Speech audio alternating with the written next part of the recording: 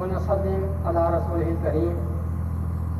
محترم و معزز علماء کرام اور گلستان عزیز کے بلبلوں اور نونہالوں، ہدیہ سلام مضمون اور اس شاندار و بابرکت محفل کو آراستہ کرنے پر ہدیہ تبریک و تہنیت پیش کرتا ہوں.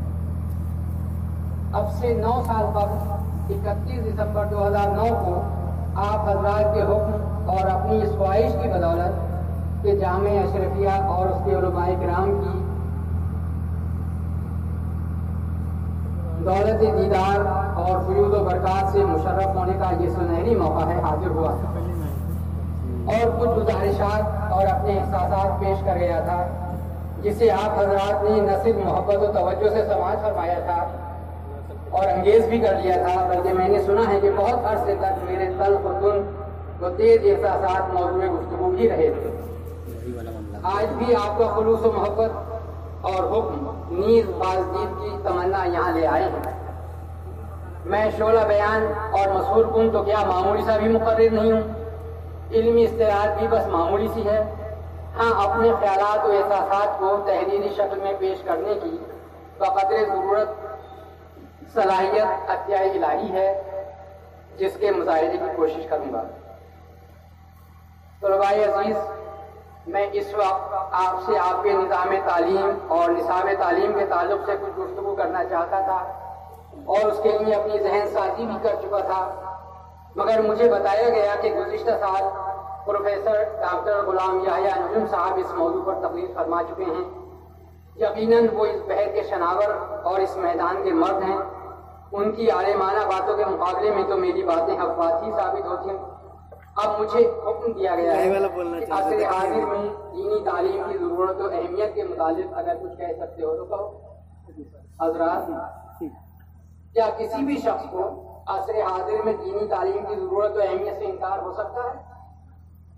عصر حاضر کیا، ہر عصر، ہر دور، ہر زمانے اور ہر ملک و قوم کو دینی تعلیم کی ضرورت رہی ہے اور اس وقت بھی ہے اور آئندہ بھی ہمیشہ رہے. یہ ایسی حقیقت ہے جس سے نہ اختلاف کیا جا سکتا ہے اور نہ اس پر کوئی بحث و مباحثہ.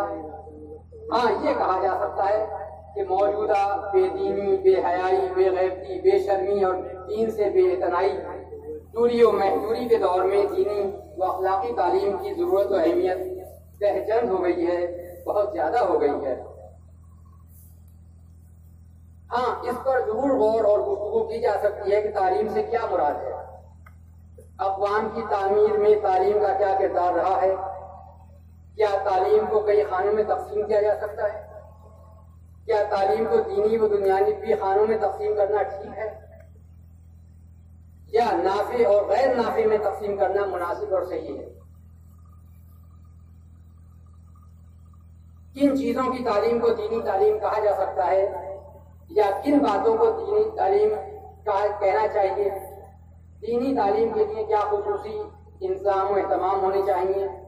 اس موضوع سے متعلق یہ چند مقدمات ذہن میں آئے ہیں جنہیں اپنی محدود معلومات اور علم کے مطابق گوش گزار کرنے کی کوشش کر رہا ہوں. جناب والا، علم اور تعلیم تو وہ زیور اور سامان آرائش ہے جس سے مزین فرما کر اللہ تعالیٰ نے اب پانی اور مٹی کی آمیزش سے بنائے ہوئے پتلے کو ملائکہ اور جنات کے روبرو پیش کیا اور اسماء اشیاء کی تعلیم دے کر مذکورہ دونوں مخلوقات پر اس کی برتری ثابت کی. آدم سے جو سہو نسوان ہوا تھا اور جس کے نتیجے میں وہ معذوب بھی ہوئے، تو اللہ تعالیٰ نے ہی انہیں کلمات توبہ و استغفار تعلیم فرما کر پروانے معافی عطا فرمایا تھا. تفسیر اور سند کے لیے دیکھیے سورہ بقرہ آیات 31 سے 37 پارہ میں. آدم سے عیسیٰ علیہ السلام تک کے سبھی انبیاء کرام کی تعلیم کا خود اللہ نے اہتمام فرمایا اور انہیں صحائف و کتب اور وحی و الہام کے ذریعے تعلیم دی. قرآن مجید کی پہلی وحی اور اللہ کا پہلا پیغام وہ بظاہر نبی امی صلی اللہ علیہ وسلم پر نازل ہوا تھا، لیکن یہ تعلیم اور اس کے لوازمات کے ذکر سے معمور ہے. وہ آپ کی ذات پاک اللہ کے بعد سب سے زیادہ علیم و خبیر ہے، لیکن چشم ظاہر میں تو آپ امی ہی تھے. آپ کا قبیلہ قریش جو عرب کے نامور معزز قبائل میں سے ایک تھا، اس کے صرف 17 افراد ہی لکھنا پڑھنا جانتے تھے. باقی قبائل اور عربوں کی تعلیم کا حوالہ اسی سے اندازہ لگایا جا سکتا ہے. لیکن آپ کو علم و تعلیم سے غیر معمولی رغبت و شغف تھا. طلب العلم فریضۃ علی کل مسلم و مسلمہ فرما کر آپ نے ہر مسلمان مرد و عورت پر علم و تعلیم حاصل کرنا لازمی قرار دے دیا تھا. سبھی کے لیے لازمی تعلیم کا چرچا آج ہو رہا ہے، لیکن اسلام نے تو 1500 سال قبل ہی تعلیم کو لازمی قرار دے دیا تھا. اطلب العلم ولو کان بالسین فرما کر حصول علم کے لیے سخت جدوجہد اور دور دراز کے سفر کی بھی ترغیب دی. کفر و اسلام کے پہلے مارکے میں قید ہونے والے مکے کے تعلیم یافتہ قیدیوں کا فدیہ 10 لوگوں کو تعلیم یافتہ بنانا قرار دیا. آپ کے ارشادات اور ان مسائل جمیلہ کا یہ اثر ہوا کہ مسلمانوں نے دنیا کو علوم و فنون سے بھر دیا اور جہاں سے بھی علمی جواہر ہمارے ہاتھ آئے انہیں عربی میں منتقل کر دیا. دراصل یہ آپ کے اس ارشاد عالی کا اثر تھا جس میں آپ نے فرمایا تھا کہ حکمت مومن کی متاع گمشدہ ہے، جہاں پاؤ حاصل کر لو. آپ خود بارہا یہ دعا فرمایا کرتے تھے، رب زدنی علما. مذکورہ بالا باتوں سے تعلیم سے مراد اور اس کی اہمیت کا اندازہ لگایا جا سکتا ہے. آئیے اب اس کا جائزہ لیتے ہیں کہ اقوام کی تعمیر میں تعلیم کا کیا کردار رہا ہے. تعلیم وہ اساس ہے جس پر کسی قوم کی عظمت و رفعت کا بلند و بالا اثر تعمیر ہوتا ہے. یہی وہ اسلحہ ہے جو مذہبی اور تہذیبی روایات اور اقدار کی حفاظت کرتا ہے. اس کی مدد سے ہی نہ صرف قوم محفوظ و معمون رہتی ہے بلکہ کامیابی و کامرانی کے مراحل بھی طے کرتی ہے. اسی لیے زندہ قومی اپنا نظام تعلیم بہت ہی غور و فکر کے بعد مرتب کرتی ہیں اور اسے قومی روایات سے ہم آہنگ کرتی ہیں. یہی وجہ ہے کہ تمام مفکرین قوم کی حیثیت اجتماعی پر غور و فکر کرتے وقت سب سے پہلے اپنی توجہ نظام تعلیم پر مرکوز کرتے ہیں اور قومی ضروریات اور روایات کے مطابق نظام تعلیم مدون و مرتب کرتے ہیں. افلاطون اور ارسطو سے آج تک کے سبھی مفکر و فلسفی تعلیمی امور پر بھی غور و فکر کرتے اور اس کا محض اپنے تعلیمی نظریات میں پیش کرتے رہے ہیں. مسلمانوں کی ابتدائی 5 صدیاں اگر عروج اور کامیابی کی صدیاں تھیں تو اس کی بہت سی وجوہات میں سے ایک اہم وجہ علم و تعلیم سے غیر معمولی شوق اور دلچسپی بھی. اور اگر آج مغرب گزشتہ 5-6 صدیوں سے عروج پر ہے، سربلند، کامیاب اور رہنمائی عالم بنا ہوا ہے، تو اس کی ایک اہم وجہ اس کی علمی و فنی ترقی ہی ہے جس نے ایجادات و اختراعات کے دروازے کھول دیے ہیں. گزشتہ چند صدیوں نے ہمیں زوال و پستی کے عمیق غاروں میں اترتے اور انہیں ترقیوں کامیابیوں کی منازل طے کرتے دیکھا ہے. انہوں نے علوم و فنون میں ہی ترقی نہیں کی بلکہ ایشیا اور افریقہ کے مسلم ممالک کو اپنا سیاسی و معاشی، علمی و فنی اور تہذیبی و تمدنی غلامی کا شکار بنانے کی کوشش کی. مسلمانوں کی غالب اکثریت سیاسی غلامی میں تو مجبوراً مبتلا تھی مگر علمی و تہذیبی غلامی کا شکار ہونے کے لیے آمادہ نہ تھی.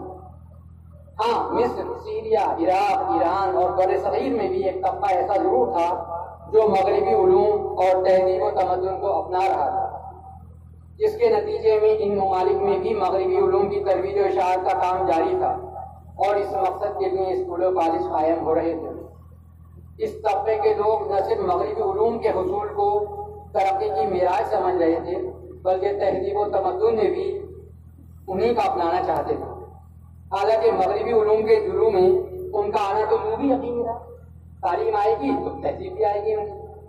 اس طبقے کی نمائندگی بر صغیر میں سر سید احمد خان اور ان کے رفقا، مصر میں سعد زغلول پاشا، ترکی میں مصطفیٰ کمال پاشا اور ان کے ہمنوا کر رہے تھے. مسلمانوں کی بڑی تعداد روایتی انداز کے مدارس سے وابستہ تھی اور قدیم طرز تعلیم کو ہی اپنائے ہوئے تھی. مغربی علوم اور طرز تعلیم کے مقابلے میں انہیں مشرقی علوم اور مشرقی طرز تعلیم کہا جانے لگا تھا. کچھ عرصے بعد اول ذکر کو عصری تعلیم اور مؤخر ذکر کو دینی تعلیم کہا جانے لگا. آج بھی یہی تقسیم زبان زد خاص و عام ہے، وہ دینی دنیاوی تعلیم یا عصری تعلیم اور یہ دینی تعلیم. اگر بنظر غیر جائزہ لیا جائے تو یہ تقسیم قطعاً غلط ہے. اسلام بھی اس کا مقید نہیں ہے۔ علم اور اس کی تعلیم بذات خود نہ اچھی ہوتی ہے نہ بری، وہ تو مثل تلوار ہے۔ تلوار اگر ظلم کے خلاف اٹھتی ہے تو اچھی اور باعث رحمت ہے، اگر ظلم و جور کے لیے اٹھتی ہے اور اس کی حمایت میں آتی ہے تو بہت بری، مذموم اور باعث رحمت ہے۔ اسی طرح کوئی بھی علم بذات خود برا نہیں ہے، یہاں تک کہ سحر، جادو ٹونا، تعویذ گھنٹے وغیرہ کا علم اگر کوئی اس لیے سیکھتا ہے کہ اس کے ذریعے پیسہ کماؤں گا، لوگوں کو پریشان کروں گا، مصیبتوں میں مبتلا کروں گا، تو بہت برا اور باعث عذاب و نار۔ لیکن اگر کوئی اس نیت سے سیکھے کہ میں سحر و جادو میں مبتلا لوگوں کی مدد کروں گا، انہیں اثرات بد سے نجات دلاؤں گا، تو یہی کام اجر و ثواب کا ہو جائے گا۔ منطق و فلسفہ تو امام غزالی اور امام راضی نے بھی پڑھا تھا، مگر ان کے ذریعے سے انہوں نے خدمت دین کا فریضہ ادا کیا تو آج تک مقبول و محبوب ہیں۔ اسی طرح آج کے مسلمان سائنسی و دیگر علوم پڑھ کر اسلام کے پیش کردہ حقائق کو ان سے مستند کر کے پیش کریں اور اسلام کے مخالفین کو جواب دیں تو یہی علوم بہت کارآمد اور مفید ثابت ہوں گے۔ اسی لیے اسلام نے علوم کو مغربی و مشرقی، دینی و دنیاوی یا عصری و دینی علوم میں تقسیم نہیں کیا، بلکہ تمام علوم کو نافع اور غیر نافع یا مفید و مضر میں تقسیم کیا ہے۔ جہاں آپ رب ضدی علما کی تکرار فرماتے تھے، وہیں آپ کی زبان مبارک پر یہ دعا بھی ہوتی تھی، اللہم انی اعوذ بک من علم لا ینفع، اے اللہ میں غیر نافع علم سے تیری پناہ چاہتا ہوں۔ دیکھیے صحیح مسلم باب العلم، مرد و عورت دونوں پر ان کی فرضیت و لازمیت، محض سے لحد تک علم کی طلب اور علم کی طلب میں دور دراز چین تک کا سفر انہی علوم کے لیے ہے جو قوم و ملت کے لیے مفید، نفع بخش اور کارآمد ہوں۔ ہمیں تو یہی حکم دیا گیا ہے کہ ہر نماز میں اللہ سے دین و دنیا دونوں کے حسنات طلب کریں، ربنا آتنا فی الدنیا حسنۃ وفی الآخرۃ حسنۃ۔ اسی لیے اثری علوم میں سے کئی علوم کو علم نافع کے زمرے میں رکھا جا سکتا ہے، جیسے طبی یا میڈیکل کی تعلیم۔ مشرقی اور دینی علوم کے نام پر جن علوم کی تعلیم دی جا رہی ہے ان میں سے کئی ایسے ہیں جو غیر نافع یا بہت ہی کم مفید کے زمرے میں رکھے جا سکتے ہیں، جیسے منطق و فلسفہ، لسانیات یعنی صرف و نحو اور لفظوں کی ساخت و ایجاد وغیرہ کا علم۔ ان میں اگر کچھ نفع ہے بھی تو اتنا نہیں کہ اس پر بہت سا وقت اور محنت صرف کی جائے۔ ہاں، وہ چند لوگ جنہیں ان علوم میں دلچسپی ہے وہ حاصل کریں تو سب کی طرف سے فرض کفایہ ادا کر دیں گے۔ سبھی طلباء کو یہ علم پڑھانے کی ضرورت کیا ہے؟ منطق نہیں پڑھنا، حصول علم میں اور حصول علم میں ہی کیا ہر کام کے اچھا یا برا، مفید یا مضر ہونے کا دار و مدار نیت کا ہے۔ انما الاعمال بالنیات۔ اگر دینی مدرسہ یا دینی تعلیم حاصل کرنے والا طالب علم اس نیت سے پڑھ رہا ہے کہ میں حصول علم کے بعد ایک زبردست اور شعلہ بیان مقرر بنوں گا، ایک ایک تقریر پر ہزاروں کا نذرانہ، مرغ و بریانی کی شاندار دعوت اور زبردست استقبال و اعزاز پاؤں گا، تو آپ بتائیے کہ کیا یہ تعلیم دین کی خدمت کے لیے ہوگی یا دنیا سازی کے لیے؟ اس کے برعکس اگر ایک طالب علم کسی میڈیکل کالج سے MBBS اس نیت سے کرتا ہے کہ میں ڈاکٹر بن کر خلق خدا کی خدمت کروں گا، انسانوں کے دکھ درد دور کرنے کی کوشش کروں گا، ظاہر میں تو ہم اول ذکر طالب علم کو دینی تعلیم کا طالب علم اور مؤخر ذکر کو اثری یا دنیاوی طالب علم سمجھتے ہیں، لیکن وہ ذات جو علیم بذات صدور ہے، جو سمیع و بصیر اور علیم و خبیر ہے، کیا اس سے ان دونوں کی نیتوں کا حال چھپا رہ سکتا ہے؟ مخلوق کو تو دھوکہ دیا جا سکتا ہے، خالق کو نہیں۔ کیا ان طلباء کی نیتوں کے پیش نظر دینی و دنیاوی تعلیم کے درمیان حد فاصل قائم کی جا سکتی ہے؟ حسن نیت سے ہر کام اور حصول علم دینی اور باعث اجر و ثواب ہو سکتا ہے، اور بدنیتی سے ہر کام ارذل و اسفل ہو جاتا ہے، چاہے اسے کتنا ہی عمدہ لباس اور شاندار پیکنگ میں مضبوط کر کے پیش کیا جائے۔ علیم و خبیر سے تو چھپ نہیں سکتا، وہ تو جانتا ہے، سمجھ لے گا کہ آپ کے دل میں کیا ہے۔ عزیزان گرامی، ایسے ہی مواقع پر انما الاعمال بالنیات کا فلسفہ اور اہمیت سمجھ میں آتی ہے۔ امام بخاری علیہ رحمت و رضوان کی ظرف نگاہی، دور بینی اور حسن انتخاب کی داد دیجیے اور ان کے درجات کی بلندی کی دعا کیجیے کہ انہوں نے اس بظاہر مختصر مگر سمندروں سے زیادہ عمیق و بسیط حدیث پاک کو اپنی عظیم الشان کتاب کی پہلی حدیث اور سرنامہ بنایا ہے، جس سے ناپ توڑ کر اللہ تعالیٰ ہر کام کے قبول یا رد کا فیصلہ فرماتا ہے۔ اللہ کے چیز پر ہوگا کہ آپ کی نیت کیا ہے، آپ کا دل کیا ہے۔ حضرات، یہ جائزہ بھی لینا ضروری ہے کہ ہم کن علوم کو دینی تعلیم کہتے ہیں اور کن باتوں کو دینی تعلیم کے زمرے میں رکھا جانا چاہیے۔ مدارس میں جو تعلیم دی جاتی ہے اسے دو زمروں میں تقسیم کیا گیا ہے، معقولات اور منقولات۔ معقولات سے مراد منطق و فلسفہ وغیرہ ہیں۔ معقولات کی معقولیت و جواز کو اس نامعقول، عاجز اور کم سوال کے سامنے کبھی نہیں آیا۔ ان کی تعلیم کو کیوں دینی تعلیم سمجھا گیا ہے؟ اگر کبھی ان کی ضرورت افادیت کی بھی تو اب نہیں ہے۔ اس کے باوجود یہ اکثر مدارس میں شامل نصاب ہیں تو کیوں ہیں؟ کیا ان کی جگہ وہ مضامین شامل نصاب نہیں ہونے چاہیے جن کی فی زمانہ اہمیت و افادیت ہے؟ منقولات سے مراد تفسیر و حدیث اور فقہ ہیں۔ یقیناً یہی ہمارا دینی سرمایہ اور ان کی تعلیم ہی دینی تعلیم ہے۔ ان میں بھی سب سے زیادہ زور قرآن اور اس کی تشریح و تفسیر پر ہونا چاہیے، مگر افسوس کے ساتھ کہنا پڑتا ہے کہ اس کی طرف کم ہی توجہ ہے۔ اس کے حفظ و تجوید اور اس کی آیات کی تشریح پر سب سے زیادہ زور ہونا چاہیے، لیکن بیشتر مدارس میں حفظ کرانے والے اساتذہ حفاظ کو کم تنخواہ والے اور کم حیثیت کے استاد سمجھا جاتا ہے۔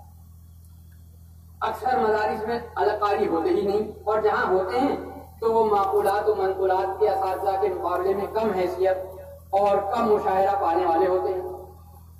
آیات کی تشریح و تفسیر کے لیے جلالین یا تفسیر بیضاوی کا ابتدائی حصہ پڑھا کر فرض ادا کر دیا جاتا ہے۔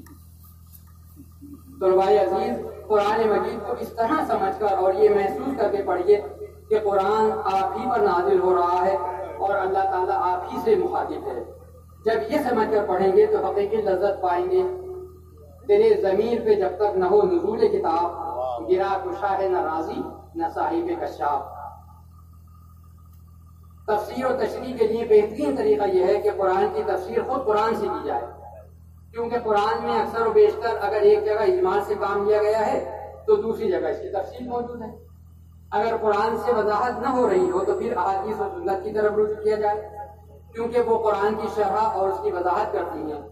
متعدد آیات قرآنی سے یہ واضح ہوتا ہے کہ آپ کا ہر حکم قرآن ہی کے زمرے میں آتا ہے۔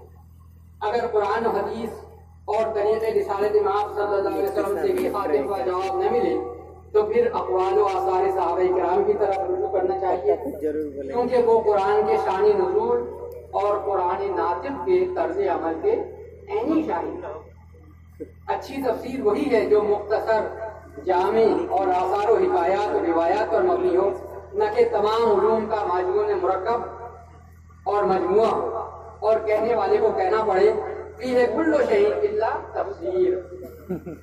مگر اکثر مفسرین نے زبان و ادب، لغت و اعراب اور بلاغت و نحو کے تمام مباحثوں کو تفسیر کے کھاتے میں شامل کر کے قرآن کے بیانات اور ان کی تفسیر کو ثانوی درجہ دے کر اپنی تفسیر قرآن کو انہی مسائل سے کر دیا۔ عزیزان گرامی، بتائیے بنام تفسیر قرآن اگر حروف مفردہ، حروف محموزہ، حروف شدیدہ، حروف قلقلہ، حروف حلقیہ، حروف ذلقیہ، حروف مادم، حروف حجاب وغیرہ پر بحثیں پڑھنے کو ملے تو کیا یقیناً دماغ انہی بحثوں میں الجھ کر نہ رہے گا؟ اور اصل مقصد قرآن فہمی آنکھوں سے اوجھل نہ ہو جائے؟ حروف مقطعات وغیرہ کے سلسلے میں یہ بحثیں ہوتی تو ہوتی، مگر ظلم یہ ہے کہ اس میں ذات یا اس میں جلالت اللہ کے سلسلے میں بھی یہ لایانی بحثیں جاری ہیں کہ یہ لفظ کہاں سے آیا ہے۔ گلبانی و سریانی کے الہیہ، عبرانی کے علوم یا عربی کے الہ سے بقول بعض بلا پر حرف تعریف کا اضافہ کیا گیا اور تعریف میں اسے صرف خالق کائنات کے لیے مختص کر دیا۔ الہ کے معنی تحجر اور درماندگی کے ہیں، کیونکہ ہم اس کے متعلق جو کچھ جانتے ہیں کے برابر اور عشر عشیر بھی نہیں ہیں۔ اس کے متعلق کتنا سوچیں گے، تحیر و درماندگی کے سوا کچھ ہاتھ نہ آئے گا۔ اسی لیے تو یہ ہدایت دی گئی ہے کہ اس کی ذات میں نہیں، صفات میں غور کرو۔ وہ انسانی تعقل و تفکر سے ماورا ہے۔ کیا وہ کہا ہے تصور تیری ذات کا ہے محال، کسے یہ سکت اور کہاں یہ مجال، تعقل میں اتنی صفائی کہاں، تفکر کو ایسی رسائی کہاں، یہاں عقل جاتی ہے آئی ہوئی، تخیل پہ ہیبت ہے چھائی ہوئی، تفکر کے جلتے ہیں پر اس جگہ، تصور کا کٹتا ہے سر اس جگہ۔ اللہ کے متعلق جب بھی آپ سوچیں گے تو یہی ہوگا، کچھ سمجھ میں نہیں آئے گا۔ اللہ تعالیٰ اپنی ششرخی کاموں کی بدولت انسانی دل میں تو آتا ہے، دماغ میں نہیں، اور یہی اس کی خصوصی پہچان ہے۔ اکبر الہ آبادی نے کہا ہے تو دل میں تو آتا ہے تو سمجھ میں نہیں آتا، میں جان گیا بس تیری پہچان یہی ہے۔ اور جو چیز دل میں آتی ہے اس سے زیادہ قیمتی شے اور کیا ہو سکتی ہے؟ جس معنی پیچیدہ کی تصدیق کرے دل، قیمت میں بہت بڑھ کے ہے تابندہ گوہر سے۔ نزول قرآن سے قبل بھی اللہ اس میں ذات کے طور پر معلوم و مقبول تھا، قرآن نے بھی اسی کو اختیار کیا، اور 2-4 بار نہیں 2697 بار اختیار کیا۔ قرآن میں گن کے دیکھ لیں، 2697 بار آپ کو اللہ اللہ ہی اللہ ہو للہ ملے۔ قرآن میں سب سے زیادہ بار آنے والا لفظ یہی ہے اور یہی نام پاک۔ پھر اس بحث کے کیا معنی کہ یہ سریانی ہے یہ عبرانی، کلدانی ہے یا آرامی؟ ارے ہمارے لیے تو یہ قرآنی ہے، 101% نورانی ہے۔ اسے تو بس ہماری جان، ایمان اور برد زبان ہونا چاہیے۔ قلندر جز و حرف لا الہ کچھ بھی نہیں رکھتا، فقیہ شہر قارون ہے لغت آئے حجازی کا۔ غور فرمائیے، اس کی حمد و ثنا 2 حرفوں پر نہیں تو 2 3 لفظوں پر مشتمل ہے۔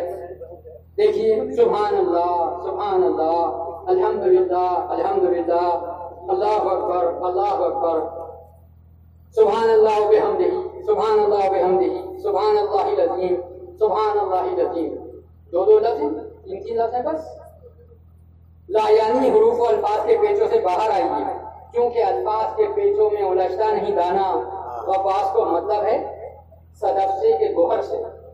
الفاظ تو صدف اور سنگریزے ہیں، انہیں دور کیجیے اور مذکورہ گوہر مراد کو دل و دماغ میں بسا لیجیے۔ اگر یہ نام نامی اس میں گرامی اپنے تمام لوازمات کے ساتھ دل و دماغ میں بیٹھ گیا، نقش ہو گیا، تو آپ بھی جنید و بایزید کے حلقے میں داخل ہو جائیں گے۔ اور اگر انہی الفاظ و اصطلاحات کے بندوں میں پھنسے رہے تو راضی و صاحب کشاف تو ہونے سے رہے۔ ہاں، جنید و بایزید کے حلقے سے دور دور جا پڑیں گے، اور یہی حال ہوگا، نہ خدا ہی ملا نہ مثال صنم، نہ ادھر کے رہے نہ ادھر کے رہے۔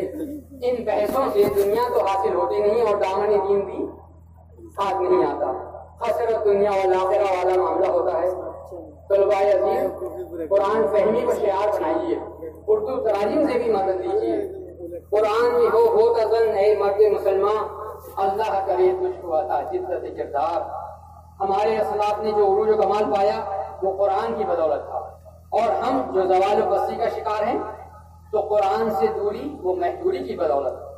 وہ معزز سے زمانے میں مسلمان ہو کر اور ہم خوار ہوئے تاریخ قرآن ہو کر۔ دینی تعلیم کا دوسرا جز حدیث پاک ہے۔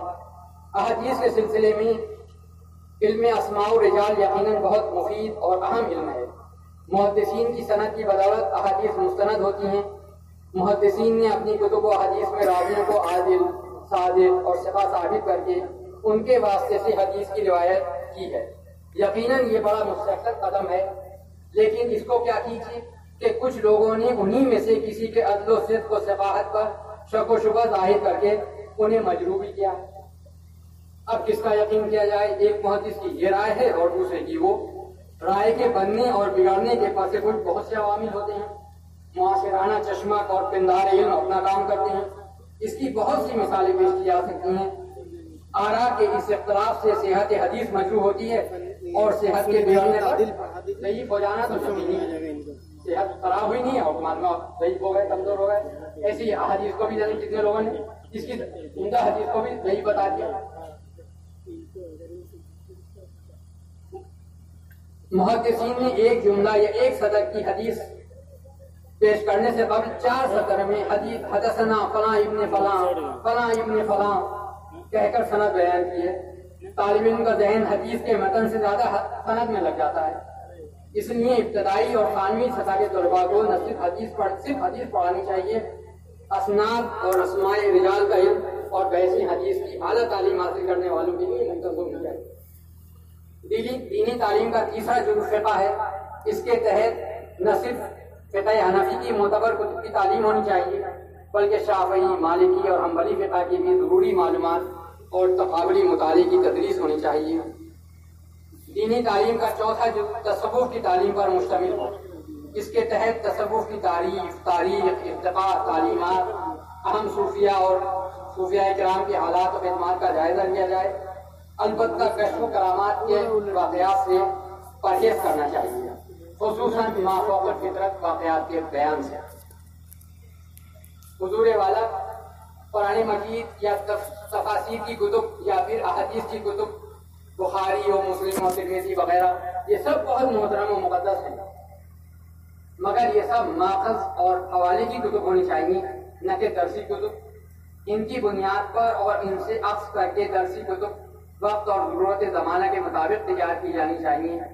ہم یہ دعویٰ تو زور شور سے کرتے ہیں کہ ہمارے قرآن و حدیث میں ہر مسئلے کا حل اور ہر بات موجود ہے، مگر اسے ثابت کبھی نہیں کرتے کہ دیکھیے یہ تقاضۂ عصر ہے اور اس کا جواب ہمارے پاس 1500 سال سے یہ موجود ہے۔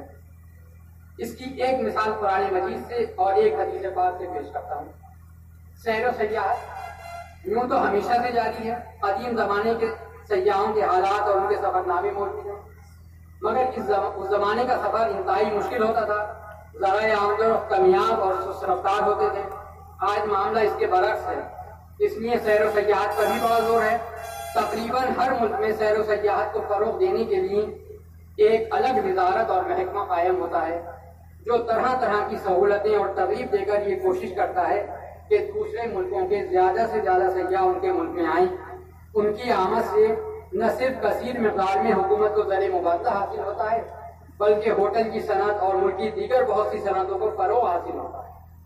ملکی مصنوعات سیاحوں کے ذریعے دوسرے ممالک میں پہنچتی ہیں تو ان کی مانگ بڑھتی ہے، اور جب مانگ بڑھتی ہے تو صنعت و حرفت اور تجارت ترقی کرتے ہیں۔ کئی ممالک کی قومی آمدنی کا سب سے بڑا ذریعہ سیاحوں کی آمد اور اس کے نتیجے میں ہونے والی قومی آمدنی میں اضافہ ہوتا ہے۔ ایک رپورٹ کے مطابق سعودی عرب کی قومی آمدنی کا دوسرا بڑا ان تیل کے بعد ذریعہ جو ہے وہ حجاج اور معتمرین کی آمد۔ نہ صرف وہاں کی حکومت بلکہ بھیجنے والی حکومتیں بھی یہی چاہتی ہیں کہ زیادہ سے زیادہ لوگ جائیں۔ دونوں ملکوں کا مفاد اسی میں مضمر ہے۔ جن ملکوں اور شہروں میں زیادہ سیاح آتے ہیں وہاں کے ہزاروں لوگوں کے روزگار انہی سے وابستہ ہوتے ہیں۔ خیر یہ دوسرا موضوع ہے۔ میں اگر یہ کہوں کہ سیر و سیاحت کوئی نئی چیز نہیں ہے بلکہ قرآن کے اوامر و واجبات میں سے ہے تو شاید کئی پیشانیاں شکن آلود ہو جائیں گی اور کئی لوگ ناراضگی ظاہر کرتے ہوئے کہیں گے لو یہ نئی بات لائے۔ کچھ لوگ تو شاید اسے تحریف معنوی کہنے سے بھی گریز نہ کریں گے۔ ایسے لوگ سیر و سیاحت کو لہو و لعب، تضییع اوقات اور دولت کا دنیا بھی قرار دیں گے۔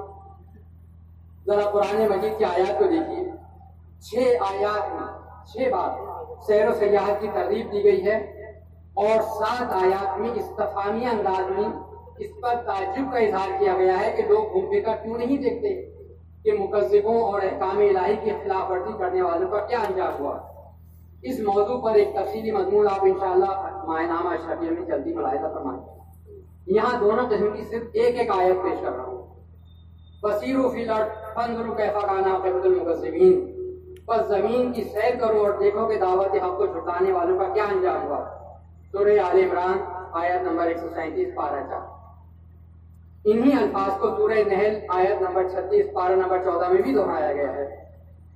اب دوسری قسم کی افلم یسیروا فی الارض فینظروا کیف کان عاقبۃ الذین من قبلہم، سورہ یوسف آیت نمبر 109 پارہ 13۔ کیا یہ منکرین زمین کی سیر نہیں کرتے کہ دیکھیں کیا انجام ہوا ان منکرین کا جو ان سے پہلے ہو گزرے ہیں۔ آپ دہلی، آگرہ، لکھنؤ، جے پور، حیدرآباد جیسے تاریخی شہروں کی عمارتیں، مقبرے، قلعے، محلات، اہرام مصر، چین کی دیوار، پیسا کا مینار، پیرس کا ٹاور وغیرہ ضرور دیکھنے جائیں۔ بس سیر و سیاحت کے ارادے کے ساتھ یہ نیت بھی کر لیجیے کہ ہمیں یہ بھی دیکھنا ہے اور سمجھنا ہے کہ ان کے بنانے اور بنوانے والوں کا کیا انجام ہوا۔ کیا وہ بھی ابنائے آدم کے اسی انجام سے دوچار ہوئے جو سبھی کا مقدر ہے، یعنی فنا۔ دیکھیے اور سوچئے کہ اینٹ پتھر کی عمارتوں کو تو اتنا دوام ہے کہ وہ کئی سو سال سے کھڑی ہوئی ہیں، مگر بنانے اور بنوانے والے